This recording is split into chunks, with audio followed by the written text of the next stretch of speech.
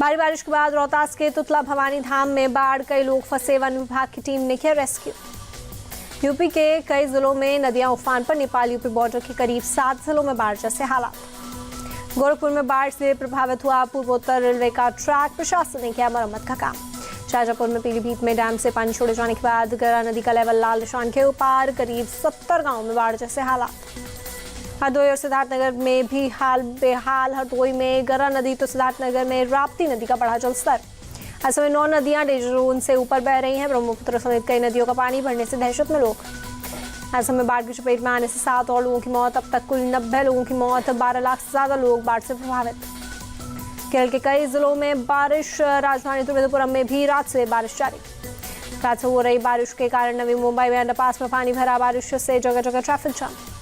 दिल्ली के कुछ इलाकों में तेज बारिश, सराय काले खां इलाके में सड़कों पर भरा पानी, ट्रैफिक हुआ स्लो। जोशीमठ में बद्रीनाथ हाईवे ट्रैफिक के लिए आंशिक रूप से बहाल, लैंडस्लाइड के चलते ब्लॉक हुई थी रोड। भोपाल में भारी बारिश से सब्जियों के दाम में जबरदस्त उछाल, आम आदमी के किचन का बजट बिगड़ा। प्रयागराज में भारी बारिश से बढ़े सब्जियों के दाम, 100 रुपए किलो हुआ टमाटर, आम आदमी की जेब पर पड़ा असर। पीएम मोदी का आज मुंबई दौरा, 29,400 करोड़ रुपए की विकास परियोजनाओं की देंगे सौगात। पीएम मोदी शाम 5:30 बजे गोरेगांव के नेस्को प्रदर्शनी केंद्र में पहुंचेंगे। सड़क, रेलवे, बंदरगाह से जुड़ी परियोजनाओं का उद्घाटन और शिलान्यास करेंगे। पीएम मोदी शाम 7 बजे बांद्रा कुर्ला कॉम्प्लेक्स के जी ब्लॉक में INS सचिवालय का करेंगे दौरा, INS टावर्स का करेंगे उद्घाटन। महाराष्ट्र के MLC चुनाव में एनडीए के सभी 9 कैंडिडेट जीते, एनडीए मात्र 2 सीट जीत सकी, 11 सीटों पर हुआ था मतदान। जालंधर पश्चिम विधानसभा उपचुनाव में आप उम्मीदवार मोहिंदर भगत 37,000 वोट से जीते, बीजेपी के शीतल अंगुराल को हराया। जयपुर में बीजेपी कार्य समिति की बैठक, केंद्रीय मंत्री अर्जुन राम मेघवाल भी शामिल, बोले संगठन को मजबूत करने के लिए कार्य समिति की बैठक महत्वपूर्ण। यूपी में अपनी ही सरकार के खिलाफ बीजेपी विधायक रमेश चंद्र मिश्रा बोले, अभी हमारी बीजेपी सरकार की स्थिति बहुत ही खराब, 2027 में हमारी सरकार बनने की स्थिति नहीं। जौनपुर के विधायक के बदलापुर से विधायक है रमेश चंद्र। हर साल 25 जून को मनाया जाएगा संविधान हत्या दिवस, गृह मंत्रालय ने जारी किया नोटिफिकेशन। गृहमंत्री अमित शाह का बयान, 25 जून 1975 को इमरजेंसी लगाकर इंदिरा गांधी ने लोकतंत्र का गला घोटा था। इमरजेंसी पर बोले पीएम मोदी, कांग्रेस के दमनकारी कदम को देश हमेशा एक काले अध्याय के रूप में याद करेगा। कांग्रेस ने इमरजेंसी लगाकर बहुत बड़ा अपराध किया था, देश की जनता भूलेगी नहीं, केंद्रीय मंत्री धर्मेंद्र प्रधान का बयान। 4 जून 2024 को इतिहास में मोदी मुक्ति दिवस के रूप में जाना जाएगा, जयराम रमेश का निशाना। 25 जून को संविधान हत्या दिवस घोषित करने पर बोले संजय राउत, सरकार के पास काम करने को कुछ नहीं है, अब लोग इमरजेंसी को भूल गए हैं। गोवा में बीजेपी की कार्यकारिणी की बैठक, नितिन गडकरी बोले, जो करेगा जात की बात उसको मारूंगा कस कर ला। नितिन गडकरी ने दिया भरोसा, कहा जो वोट नहीं भी देगा उसका भी काम करूंगा।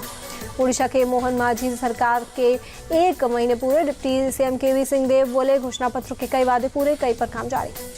स्मृति ईरानी को लेकर राहुल गांधी के ट्वीट पर बोले अमेठी सांसद किशोरीलाल शर्मा, राहुल गांधी मर्यादाओं का पालन करते हैं, किसी के भी खिलाफ गलत भाषा का इस्तेमाल ठीक नहीं। कर्नाटक के पूर्व मंत्री बी नागेंद्र को कोर्ट ने 18 जुलाई तक ईडी की हिरासत में भेजा। वाल्मीकि कोऑपरेशन घोटाले के मामले में ईडी ने किया था अरेस्ट। श्रीनगर में अपनी पार्टी के कार्यकर्ताओं को पुलिस ने रोका। कश्मीर शहीद दिवस के अवसर पर मृतकों के कब्र पर जाना चाहते थे कार्यकर्ता। 13 जुलाई 1931 को 21 मुस्लिम प्रदर्शनकारियों की गई थी जान।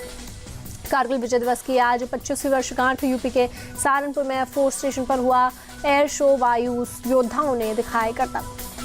श्रीलंका के त्रिकोमाली में रेडियोलॉजिकल और परमाणु परिदृश्य का समुद्री बोर्डिंग एक्सरसाइज, कोस्ट गार्ड की कमांडेंट प्रीति पोसवाल और कमांडेंट आशा दहिया भी शामिल।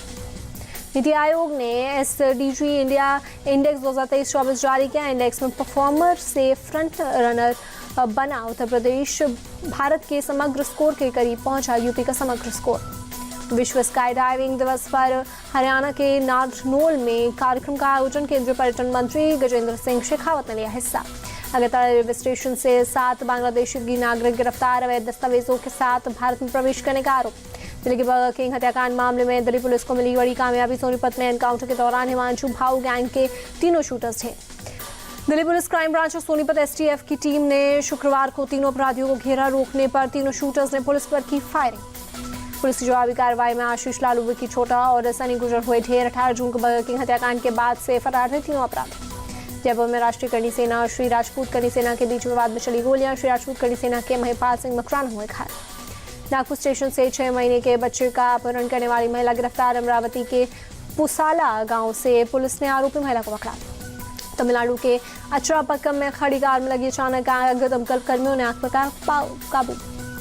शहीद कैप्टन शिवान सिंह की विधवा पत्नी पर टिप्पणी के मामले में दिल्ली पुलिस ने एफआईआर दर्ज की। राष्ट्रीय महिला आयोग के स्वतः संज्ञान लेने के बाद पुलिस ने दर्ज किया केस। आईएएस पूजा खेड़कर की मां मनोरमा खेड़कर की मुश्किलें भरी पिस्टल लहराते हुए वीडियो वायरल के बाद पुलिस ने एफआईआर दर्ज की। पिस्टल दिखाकर किसानों को धमका रही थी मनोरमा।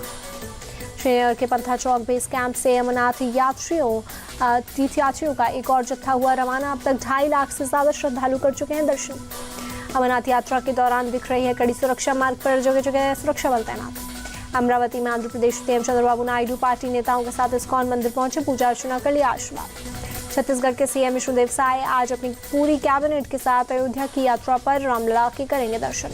रामेश्वर पहुंचे केंद्रीय मंत्री ललन सिंह, रामनाथ स्वामी मंदिर में दर्शन कर लिया आशीर्वाद।